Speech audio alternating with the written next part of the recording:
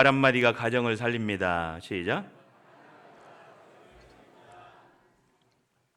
할렐루야.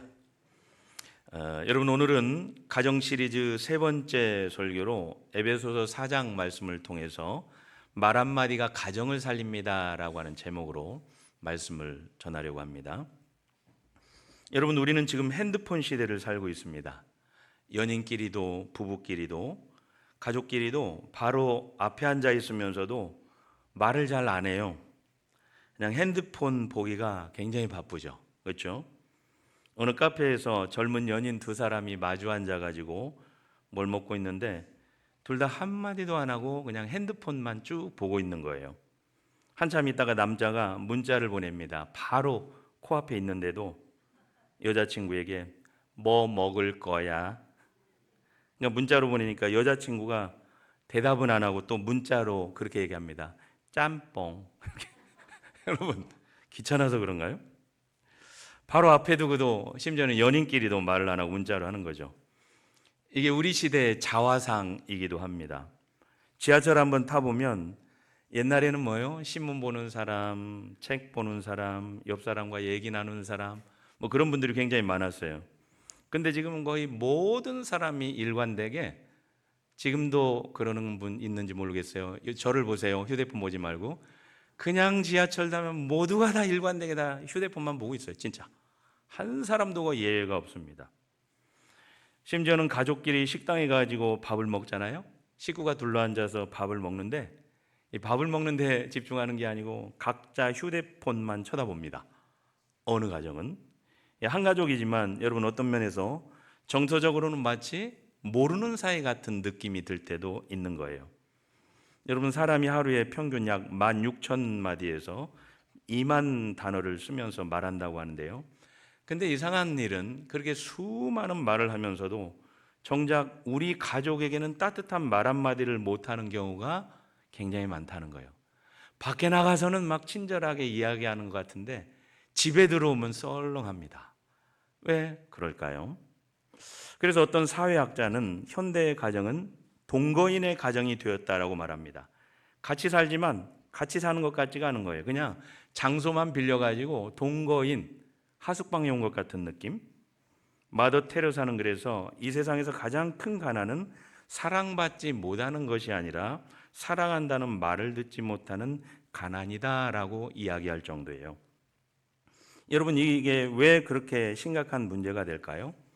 왜냐하면 가정은 말로 세워지고 말로 무너지는 곳이기 때문에 그런 거예요. 여러분, 가정은 벽돌로만 세워지는 게 아니죠. 우리의 말로 세워집니다. 가정은 폭탄으로 무너지는 게 아니고 여러분, 말 한마디로 가정이 무너질 수가 있습니다. 당신은 늘 그래. 아니, 맨날 하는 게 그 모양이야.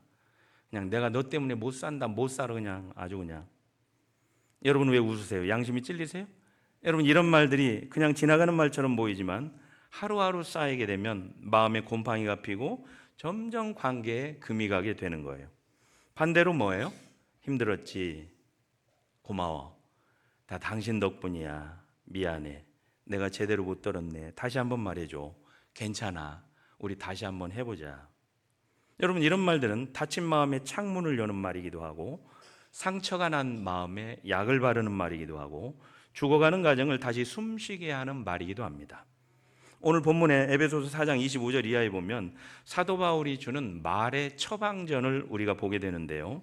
거짓을 버리라, 참된 것을 말하라, 더러운 말을 너희 입 밖에도 내지 말라, 덕을 세우는 대로 선한 말을 해라, 용서해라, 친절해라. 여러분, 왜 사도 바울이 이 짧은 본문에서 계속해서 수차례 말에 대해서 강조하고 있는 걸까요? 말이 곧 그 사람이고 그 공동체이기 때문에 그런 거예요.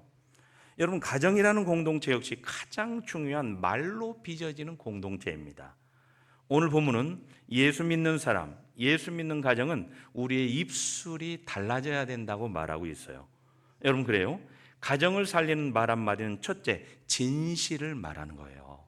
자, 우리 옆에 사는 사람에게 그렇게 얘기하겠습니다. 진실을 말해야 됩니다. 좀 흔들어 보세요. 진실로 흔들어 보세요. 진실을 말해야 돼요. 25절에 보면 그런즉 거짓을 버리고 각각 그 이웃과 더불어 참된 것을 말하라. 이는 우리가 서로 지체가 됩니다. 참된 것, 진실한 것 말해라. 여러분, 가정을 살리는 말은 화려한 말이 아니고 듣기 좋은 말도 아니고 참말, 진실된 말이에요. 진실된 말. 거짓말 아니고. 이 거짓을 버리라고 하는 말은 버리다. 아포테 메노이라고 하는 말은 단순히 거짓말하지 말라는 뜻을 넘어서 입던 옷을 벗어 던지듯 벗어버리라. 왜냐하면 우리가 거짓이라는 옷이 하도 너무 오래 입어가지고 내 살처럼 느껴지는 편한 옷이어가지고 잘 안 벗어져요. 근데 바울은 이것을 뭐요? 벗어 던져버리라. 거짓, 푸시도스라고 하는 이 말은 거짓말이 아니라 이 거짓말을 넘어서 가면을 쓰는 것, 본래 모습이 아닌 척하고 가면을 쓰는 거예요. 가족인데 가면 쓸 일이 있을까요? 참된 것, 알레레이아, 이 말은 숨김없는 가려진 게 없는 그대로의 마음을 얘기하는 거예요. 그러니까 뭐예요? 바울 사도는 가면을 벗어버리라. 가족 앞에서 숨기지 말고 진짜 마음을 말해라. 너희는 서로 지체가 아니냐? 여러분 그래요? 가족이 남이 아니죠. 서로 지체입니다. 손이 아프면 온몸이 아프고 발이 다치면 몸 전체가 불편한 것처럼 한 몸 된 가족이 서로 진짜 마음을 모른다면 여러분 그게 가족일까요? 그것만큼 슬픈 일이 없는 거예요. 그렇다면 여러분 우리 가정에서 가장 흔한 거짓말이 뭐죠? 여러 가지가 있겠지만 괜찮아요 뭐 그런 말이에요. 괜찮아요. 안 괜찮으면서 괜찮아요. 힘들면서도 안 힘들다고 괜찮아요. 서운하면서도 안 서운하다고 괜찮아요. 근데 여러분 이게 쌓이고 쌓이다 보면 뭐예요? 그냥 어느 날 폭발하게 되는 거죠. 부부 싸움으로 나오기도 하고 자녀와 단절되기도 하고 말이 통하지가 않는 거예요. 말이. 그래서 브라운 박사는 취약성을 드러내지 않는 관계는 결코 깊어질 수 없다 그렇게 말합니다. 내 약한 모습, 내 진실한 감정을 드러내지 않는 한 관계가 절대로 깊어지지 않는다는 말이죠. 여러분 가면을 쓰고 만나는 관계가 그냥 가면끼리의 관계지 여러분 더 이상 솔직하고 진실한 관계로 발전하기가 어려운 거예요. 자, 우리 옆에 있는 분에 그렇게 얘기했습니다. 얼굴을 보면서 가면을 벗으세요. 이렇게. 여러분 가족끼리 가면을 쓸 이유가 있겠어요? 지금은 많이 달라졌지만 예전에 여러분 경상도 남편들 이야기 유머가 많았어요. 근데 지금은 많이 좋아졌죠.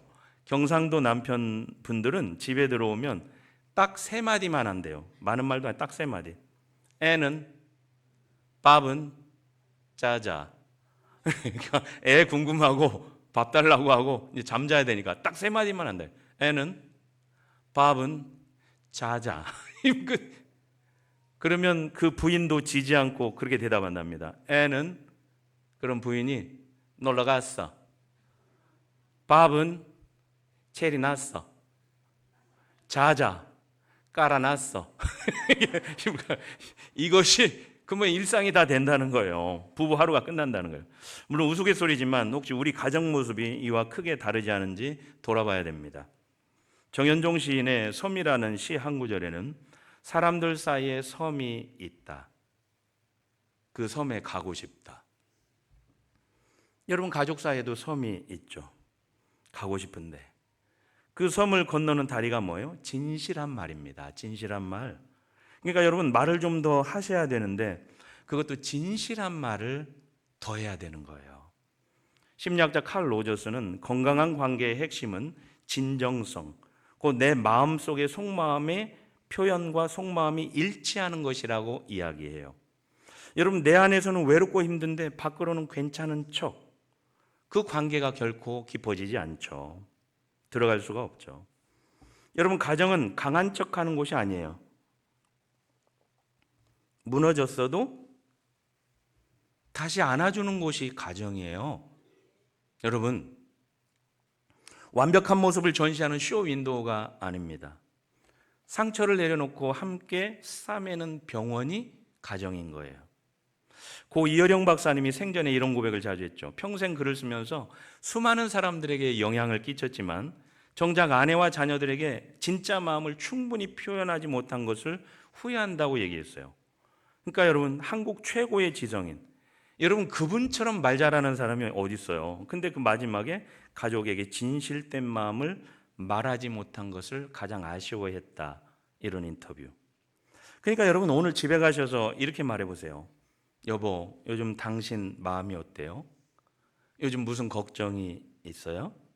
내가 당신 마음을 잘 못 살핀 것 같아요. 엄마, 아빠, 요즘 힘들어 보이는데 무슨 일 있으신 거예요? 여러분, 어려운 말인가요? 진실은 가정의 산소입니다. 여러분, 진실한 말이 없으면 가정은 숨이 막히고, 진실을 숨기고 가면만 쓰고 거짓을 말하기 시작할 때 여러분 그 가정은 균열이 생기고 아마 곧 무너지게 될 거예요. 그럴 수 있습니다. 부부 사이에 또는 부모 자식 간에 진실된 대화를 나눌 수 없고, 여러분 거짓과 위선이 그런 말만 오간다면 여러분 건강한 가족에서는 멀어지는 순간이 될 거예요. 사랑하는 여러분, 비싼 가구보다, 그걸 들여놓는 것보다, 좋은 집보다 우리 가정에 지금 더 필요한 것은 진실된 말 한마디를 하는 거예요. 그 말이 여러분의 가정을 살리게 됩니다. 여러분, 그래요? 가정을 살리는 말은 둘째, 분노를 다스려야 됩니다. 오늘 26절, 분을 내어도 죄를 짓지 말며 해가 지도록 분을 품지 말고 마귀에게 틈을 주지 말라. 여러분, 근데 놀랍게도 분을 내지 마라 그런 말이 아니죠. 분을 내어도 뭐예요? 죄를 짓지 말라. 얼마나 다행인지 몰라요. 분을 내지 마라가 아니고 분을 내어도 죄를 짓지 말라. 화내지 말라. 화가 날 수 있다는 것을 성경도 인정하고 있는 대목이죠. 왜 그래요? 사람마다 다르기 때문에 성격이 다르고 자라온 배경이 다르고 기대가 다릅니다. 문제는 화가 나는 게 아니라 화가 난 다음에 우리가 어떻게 하느냐가 중요한 거죠. 어떤 사람은 화가 나면 막 어때요? 팍 소리를 지릅니다. 화가 나면. 그리고 막 문을 콱 닫고 아니면 막 책상을 막 손으로 치고, 그리고 어떤 사람 막 그 사람을 말로 비꼬고, 어떤 사람은 며칠 동안 말을 안 해요. 그냥 벌을 주는 거죠. 말 안 해가지고. 어떤 사람은 10년 전 일을 막 다시 꺼냅니다. 화가 나니까. 당신 그때도 그랬잖아. 지금도 그러잖아. 원래 그러잖아. 막 그러면서 막. 여러분, 당신 집안은 다 그래. 어떻게 되는 거예요, 그럼? 그날의 문제가 그날로 끝나는 게 아니고, 그렇게 되면 가정은 대화의 자리가 아니라 그냥 법정 싸움이 되는 거예요. 누가 옳고 그른지를 가리는 싸움터가 되고, 말 그대로 그냥 뭐예요? 엉망진창이 되는 거예요. 가정이 아니죠. 근데 성경은 말합니다. 해가 지도록 분을 품지 말라. 그래요? 분노는 오래 두면 익는 것이 아니라 썩게 되는 거예요. 처음에는 작은 서운함이 풀지 않으면 원망이 되고 미움이 되고 냉소가 되고, 여러분 냉소가 되고 난 다음에 그 다음에 차가운 무관심으로 변합니다. 변질이 되는 거죠. 미움보다 더 무관심으로, 무서운 무관심으로 발전이 되고 떨어지고 멀어지는, 행복한 가정하고는 멀리 가는 거죠. 말해봐야 소용없어. 쓸데없어. 쓸데없어. 아유, 안 돼, 안 돼. 넌 맨날 그러잖아. 나는 저 사람에게 이제 더 이상 기대 안 해. 기대할 게 없어. 각자 살자, 각자 살아. 너를 믿는 내가 바보지. 아유, 투명인간 대접을 하는 거예요. 여러분, 이 상태가 되면 가정은 한 집에서 살지만 마음은 이미 멀리 멀리 떠나게 되는 과정이죠. 바울은 뭐라고 얘기해? 마귀에게 틈을 주지 말라. 명령입니다. 여기서 틈이 뭐예요? 단순한 틈이 아니라 자리를 내어주는 거예요. 마귀에게 거점을 내어주는 행위. 분노가 풀리지 않고 가정 안에 머물면 마귀가 그 분노를 뭐예요? 자기 사무실로 삼고 계속 거기에 거주하면서 속삭입니다. 야, 저 사람은 널 사랑하지 않아. 역시 너희는 안 맞아. 아유, 내 그럴 줄 알았어. 이 집은 끝났어. 근데 여러분 정말 그래요? 아니요. 속지 마세요. 여러분 이렇게 분노가 하루를 넘기면 그렇게 마귀가 거기다 해석을 붙이고 아주 그냥 소설을 씁니다. 장편 소설을. 그러니까 해가 지도록 분을 품지 말아야 되는 이유입니다. 하버드 의대 테일러 박사는 90초 법칙을 말했는데요. 분노 호르몬이 몸 안에서 활동하는 시간이 딱 90초라는 거예요. 90초. 확 화가 나면 90초 아주 그냥. 그래서 막 이런저런 나쁜 일들을 하는 거예요. 그 90초가. 누구나 90초가 근데 지나면 그 생리적 반응이 약해진다는 거예요. 근데 우리는 그 90초를 못 견디는 거죠. 바로 말해버리고 막 카톡으로 막 쏴붙이고, 당신 진짜 너무해, 응? 최악이야, 다시는 말 걸지 마, 끝장이야, 막 약. 90초 안에 그 모든 불들을 다 질러버리고 싶은 거예요. 분노가. 그러면 그 분노가 막 다시 살아나는 거예요. 90초만 지나면 지나갈 그 불씨가 그 말 한마디 때문에 점점 거세지고 커지고 산불이 되고 완전 집을 그냥 홀라당 다 태워버리고 싶은 거예요. 자, 우리 옆에 있는 분에 그렇게 얘기하겠습니다. 집은 태우지 맙시다. 지금은 차분하니까 그렇게 안정적으로 얘기하지만 한번 이게 화를 버튼이 눌러줘 보세요. 머리부터 발끝까지 그 90초 안에 모든 불을 다 질러버리고 싶은 거예요. 여러분, 그래서 사도 바울은 해가 지도록 분을 품지 말라고 경고하고 있는 거예요.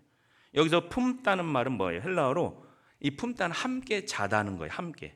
그 분을 품고 침대로 들어가서 함께 자는 거예요. 화난 채로 잠드는 거예요. 그러니까 분노를 안고 잠자리에 들어가지 말라. 웬만하면 서로 사과하는 게 좋습니다. 해가 딱 떨어지면 막 불같이 싸우다가 오늘은 이제 퇴근 시간입니다. 내일 싸우면 됩니다. 잠자리에는 그 분노를 갖고 가지 마세요. 할렐루야. 여러분, 지혜로운 일이에요. 내일 싸우세요. 힘 다해서. 그리고 해 딱 떨어지면 끝내세요. 요즘 다 목수들도 연장하는 사람 연장 다 버리고 퇴근하는데 왜 분노를 안고까지 가는 거예요? 잠자리에 들고 가지 말라. 왜냐하면 다음날 그 분노가 품고 자면 2배, 일주일 되면 10배, 한 달이 되면 응어리가 되고 완전히 그 분노가 자기 안에서 자라게 되는 거예요. 김창옥 교수님이 유명하죠? 강의 중에 부부싸움에 대해서 부부싸움 할 때는 절대로 옛날 통장을 꺼내지 말라고 얘기합니다. 옛날 통장, 옛날 일들. 근데 뭐 부부싸움 하다 보면 오늘 문제를 이야기하다 갑자기 10년 전의 일을 막 통장을 꺼내는 거예요. 10년 전에 네가 그랬잖아. 그때도 그랬잖아. 지금도 그랬잖아. 너는 변함이 없어. 결혼 초부터 그랬잖아. 막 이렇게. 오늘의 문제는 온데간데없고 뭐예요? 다 지난 날들을 꺼내면서 인생 청문회가 그때 시작이 되는 거예요. 오늘 문제는 오늘 문제로만 다뤄야 됩니다. 결코 옛날 통장, 옛날 일 가지고 꺼내들고 다투지 않게 되기를 주의 이름으로 축원합니다. 여러분, 잠언 15장 1절에 보면 유순한 대답은 분노를 쉬게 하여도 과격한 말은 노를 격동하느니라 그랬어요. 여러분, 오늘 성경 말씀은 이미 수천 년 전에 우리에게 이미 분노를 끄는 것은 더 큰 분노를 가지고 끄는 게 아니고 유순한 말 한마디라고 가르치고 있는 거예요. 유순한 말 한마디로 끌 수 있는 거예요. 50대 후반에 한 아버지가 명예퇴직을 했습니다. 차마 그 일을 가족에게도 말 못하고 아내에게도 말 못하고 혼자만 꿍꿍 앓다가 매일 아침 양복을 입고 가방을 들고 도서관 가가지고 하루 종일 앉아있다가 저녁에 들어오는 거예요. 퇴직한 지 3개월 만에 어떻게 아내가 다른 사람을 통해서 그 일을 알게 된 거예요. 배신감에 아내가 화가 날 수도 있었는데 막 따질 수도 있었는데 그때 아내가 그렇게 하지 않고 남편의 손을 잡고 여보 미안해요. 나는 당신이 그렇게 힘든 줄 몰랐어요. 당신이 회사 안 다녀도 괜찮아요. 우리 같이 살면 되잖아요. 당신은 여전히 내 남편이에요. 그 말 한마디에 남편이 무너져가지고 펑펑 우는 거예요. 그리고 다시 일어나가지고 새로운 일을 찾고 가정이 더 단단해지는 거예요. 여러분, 만일 아내가 그때 다짜고짜 막 화를 내고 비난하고 그럼 그 가정이 어떻게 되는 거예요? 그냥 불타는 거죠.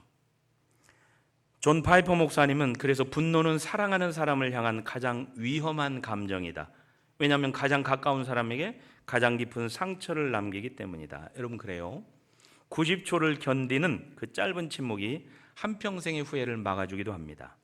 여러분, 분노를 다스리는 그 한마디가 바로 여러분의 가정을 살릴 수 있는 거예요. 그런 은혜가 있게 되기를 주의 이름으로 축원합니다. 여러분, 가정을 살리는 말 한마디는 셋째, 살리는 말을 하고 먼저 말하기 전에 들어주는 거예요. 어떤 사람은 말을 막 하려고 하는데 좀 들어줘야 됩니다. 29절, 무릇 더러운 말은 너 입 밖에도 내지 말고 오직 덕을 세우는 데 소용되는 대로 선한 말을 하여 듣는 자들에게 은혜를 끼치게 하라. 뭐예요? 세 가지 단어가 나오죠. 더러운 말을 버리라. 더러운 말, 사프로스 로고스, 더럽다, 썩은, 곰팡이 핀, 부패한, 뭐 이런 뜻이에요. 시장에서 썩은 생선 냄새 고약하죠. 썩은 과일 냄새 나죠. 썩은 과일과 같은 그런 말, 욕설만이 아니라 상대방의 영혼을 부패시키는 모든 말을 뜻하는 거예요. 당신 맨날 그 모양이야. 도대체 누굴 닮아서 그래? 여러분, 이런 말은 한 번 내뱉으면 상대방 마음속에 곰팡이가 피고 썩어 냄새나는 말이 되는 거예요. 이런 말 버리라. 덕을 세우는 말을 알아. 덕을 세운다. 오이코도메 로고스라는 말은 집을 짓는다는 뜻이에요. 덕을 세우는 말을 하면 무너진 집도 짓게 되는 거예요. 다 허물어지는 집도 불평하는 게 아니고. 집을 세우는 말, 덕스러운 말. 은혜를 끼치는 말, 카리스, 은혜. 여기 호의, 선물, 그런 말이에요. 값없이 주는 호의, 선물. 듣는 사람이 들을 때 그 말을 들으면 뭐 이런 기분이 있을 때가 있잖아요. 야, 이 말은 정말 나에게 선물이구나. 여러분, 그런 말 들을 때가 많죠. 거의 한 번도 들어보지 못한 분위기야. 여러분, 이 어떤 말을 들었을 때 이 말은 정말 나에게는 선물 같은 말이구나. 호의를 베푸는 말. 여러분, 그런 말들, 은혜를 끼치는 말. 여러분, 우리 입에서 나오는 말에는 사프로스 로고스, 오이코도메 로고스, 이 부패시키는 말이 있고 건축하는 말이 있어요. 세우는 말이 있어요. 그러니까 우린 지금 매일 가족을 향해서 둘 중에 한 가지 말을 선택하면서 살아가는지도 모르겠어요. 여러분 집은 어떠세요? 부패시키는 말이 많으세요? 건축하는, 살리는 말이 많으세요? 당신 또 왜 그래? 아니, 도대체 정신을 어디다 두고 다니는 거야 도대체? 그냥 내가 너 때문에 미친다, 미쳐 정말 내가. 여러분, 만일 좀 부패시키는 말이 많다면 우린 매일 우리 집의 벽돌을 하나씩 하나씩 빼내고 있는 중이에요. 아세요?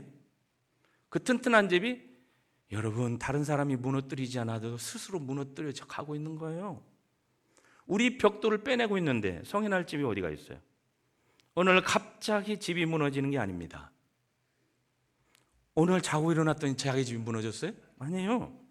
매일같이 벽돌 한 장씩을 빼내는 결과로 여러분, 그런 집을 한번 생각해 보세요. 그 결과물로 그 집이 무너지는 거예요. 반대로 살리는 말은 뭐예요? 여보, 오늘 또 수고했어.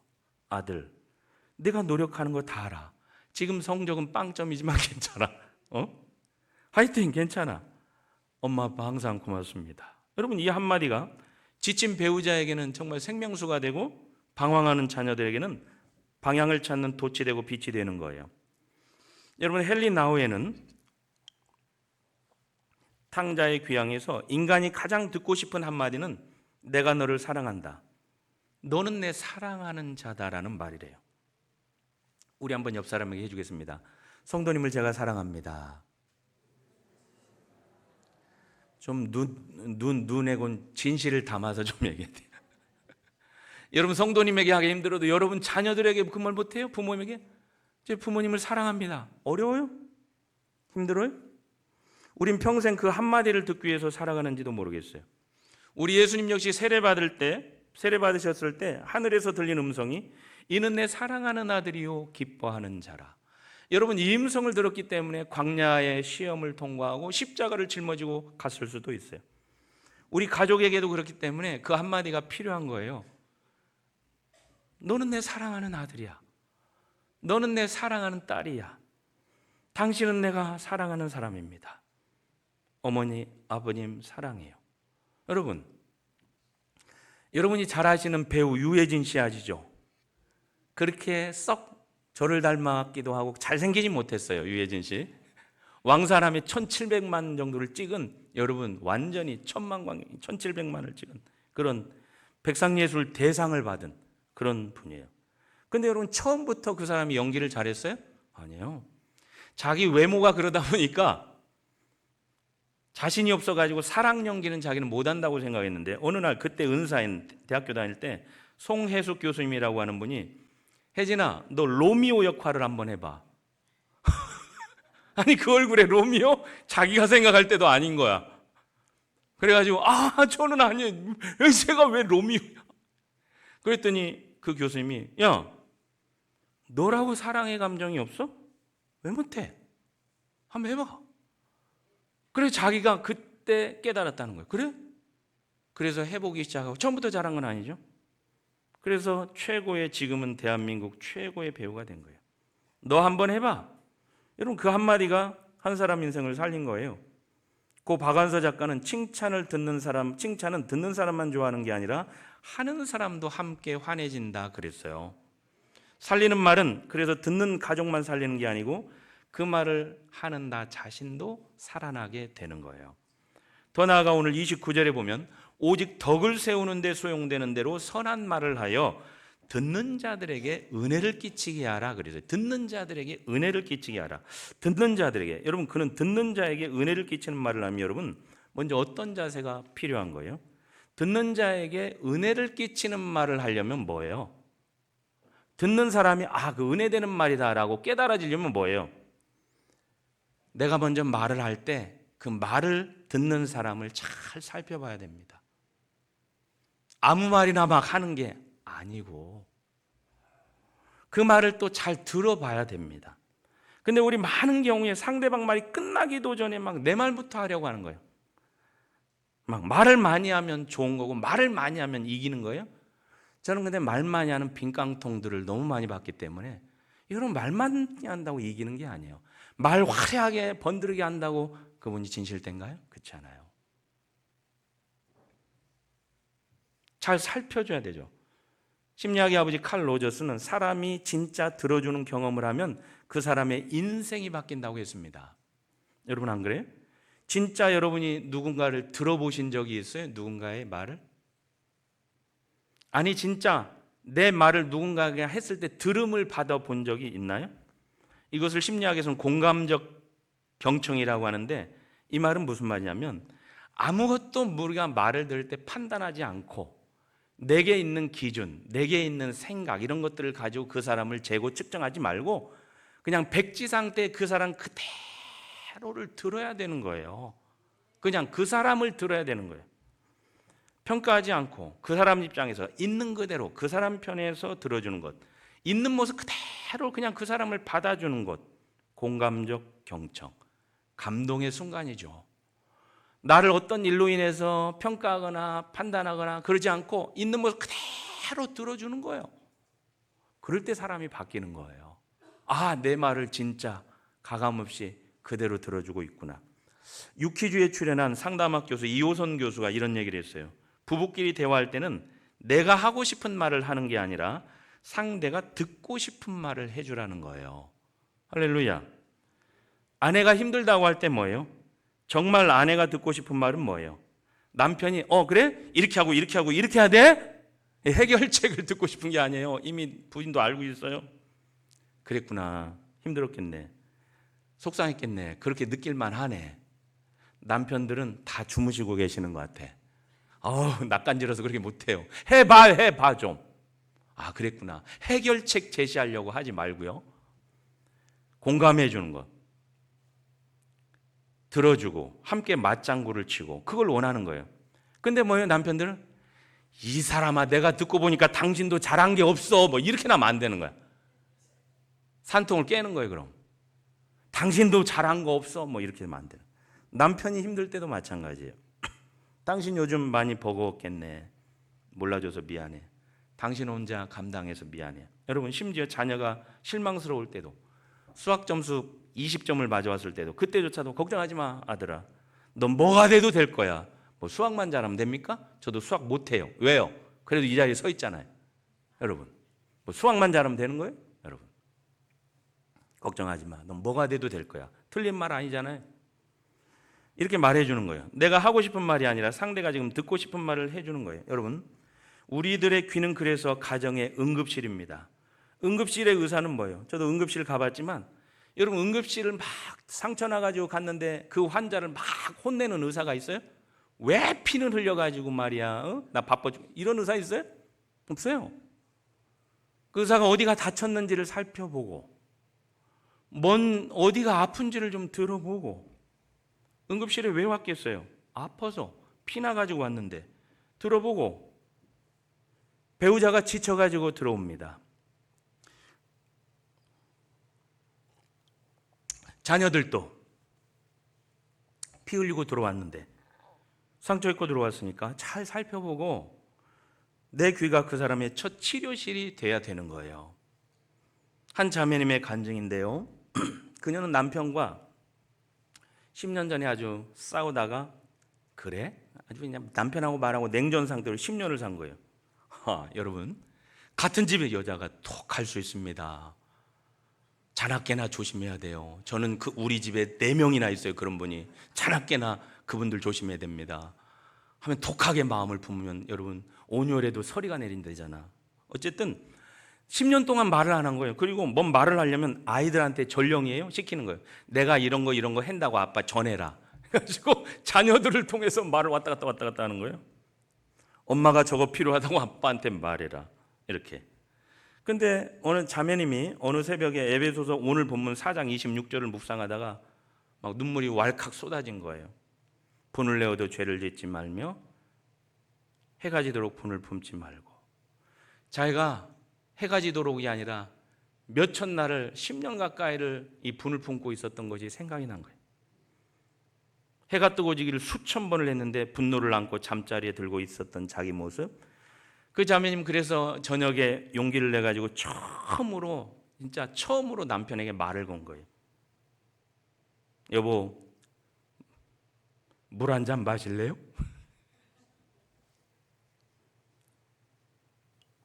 중요한 말도 아니죠. 그러니까 남편이 깜짝 놀란 거야. 말을 안 하다가 자기한테 물 한 잔 마실래요? 남편이 한참 있다가 응. 그날 밤 물 한 잔을 사이에 두고 10년 만에 처음으로 눈을 보고 마주보고 이야기를 했대요. 너무 미안해. 내가 너무 오래 마음을 닫고 살았어. 여러분 10년 만에 서로를 끌어안고 울고, 여러분 가정의 회복이 거창한 게 아니라 물 한 잔에서 시작할 수 있는 거예요. 여러분 우리 교회 가까운 곳에 중랑천에 이제 중랑장미 축제가 열렸습니다. 저도 새벽에 왔다 갔다 걸어 다니는 거예요. 이 향기와 이 꽃들이 진짜 대단합니다. 올해도 1000만 송이가 얼마나 많은 장미가 피는지 몰라요. 전국에서 사람들이 다 몰려옵니다. 아름다운 장미꽃을 보고 장미 향기를 맡으러 오는 거예요. 인산인해를 이루는데요. 그 1000만 송이 장미가 처음부터 그렇게 많았을까요? 저는 그렇지 않다고 봐요. 처음부터 연기를 잘한 게 아닌 유해진 씨처럼 여러분 장미 한 송이에서 시작이 된 거죠. 한 송이 장미가 두 송이가 되고 그렇게 모여 1000만 송이가 넘는 장미가 축제가 된 거예요. 여러분 우리 가정도 마찬가지죠. 처음부터 여러분 따뜻하고 향기로운 가정은 없습니다. 처음부터 그런 가정이 있나요? 없어요. 한마디 말에서 시작이 됩니다. 한마디 따뜻한 말, 친절한 말, 향기 나는 말 한마디, 그게 쌓이면 여러분 가정은 1000만 송이 향기가 나는 장미꽃 가정이 되는 거예요. 여러분 반대로 뭐예요? 만일 장미 정원에 저기에 쓰레기만 가득하다면 여러분 어때요? 누가 거기에 와요? 아마 한 사람도 오지 않을 거예요. 우리 가정 안에 비판, 짜증, 불평, 비교하는 말, 그런 쓰레기 같은 말들이 쌓이면 우리 가정은 아마 사람이 살고 싶지 않은 쓰레기 지옥이 될 거예요. 여러분 오늘부터 이제 가정 안에서 진실되고 정직한 말을 할 수 있게 되기를 주의 이름으로 축원합니다. 90조간 분노를 다스리고 한번 참아보세요. 하루해가 지나도록 분을 품지 마시고 풀고 반드시 살리는 말을 하고, 말하기 전에 마음으로 그 사람 말을 좀 듣고 찬찬히 좀 살펴보세요. 어디가 다쳤는지, 어디가 좀 아픈지. 여러분 만약에 말이에요, 오늘 내가 나누는 이 대화를 듣고 만일 내가 오늘 마지막 대화라면, 내가 오늘 이 대화를 하고 마지막이라면 여러분은 도대체 가족에게 어떤 말을 하실 거예요? 내가 나누는 대화가 우리 가족과 마지막 나누는 대화라고 한번 생각해 보세요. 아침에 출근하는 남편에게, 등교하는 아들에게, 학교 가는 자녀에게 이 마지막 말인데 여러분 어떻게 말해요? 빨리 가, 늦었어, 도대체 너 왜 그렇게 굶뜨냐, 너 왜 맨날 그 모양이야? 여러분 그런 말보다는 뭐예요? 모두가 다 당신 덕분이에요. 사랑해요. 고마워요. 네가 있어서 아빠 엄마는 정말 좋아. 난 우리 엄마 아빠가 너무 좋아. 내 엄마 아빠인 게 너무 좋아. 정말 행복하고 좋아. 좀 제발 현실감하고 떨어져도 아멘 좀 해보세요. 마지막 말인데 아무 말이나 막 던지고 살 거예요? 마지막 말이라면 생각하고 좋은 말, 살리는 말. 여러분 하루 한 번 이상 칭찬해 주세요. 고마워요. 수고했어요. 잘했어요. 화가 날 때는 90초를 멈추고 해가 지기 전에 화를 푸세요. 짧게라도 사과하고 화를 푸세요. 지혜로운 일입니다. 휴대폰을 좀 내려놓고 식사 시간만이라도 가족의 눈을 보고 여러분 말을 하세요. 어제 설교 준비를 하는데 옥상에 고무다라이에 화분에 물 주려고 물을 담아놨거든요.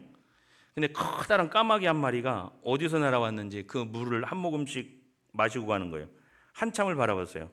까마귀도 저도 살려고 물 한 모금 필요하다는 것을 어떻게 알고 옥상에 숨겨진 물웅덩이를 찾아온 거예요. 거기. 여러분, 물 한 모금이 까마귀를 살리듯 말 한마디가 사람을 살립니다. 말 한마디가 가정을 살립니다.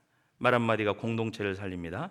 오늘 여러분 입술에서 흘러나오는 그 한마디가 누군가에는 사막의 물 한 모금이 될 수 있고 지쳐 죽어가는 영혼에게 생명을 주는 물 한 모금일 수 있습니다. 사랑하는 여러분, 한 송이가 모여 천만 송이가 되듯 한 모금 물이 까마귀를 살리듯 한마디 한마디 살리는 말이 모여 여러분 가정을 향기로운 신앙의 명품 가정으로 만들어 줄 거예요. 그런 은혜가 있게 되기를 주의 이름으로 축원합니다. 하나님 감사합니다. 우리는 부족하고 연약하지만 사람을 살리는, 가정을 살리는 말 한마디로 우리의 가정이 향기나는 신앙의 명품 가정이 되게 해 주시옵소서. 예수님의 이름으로 기도드립니다.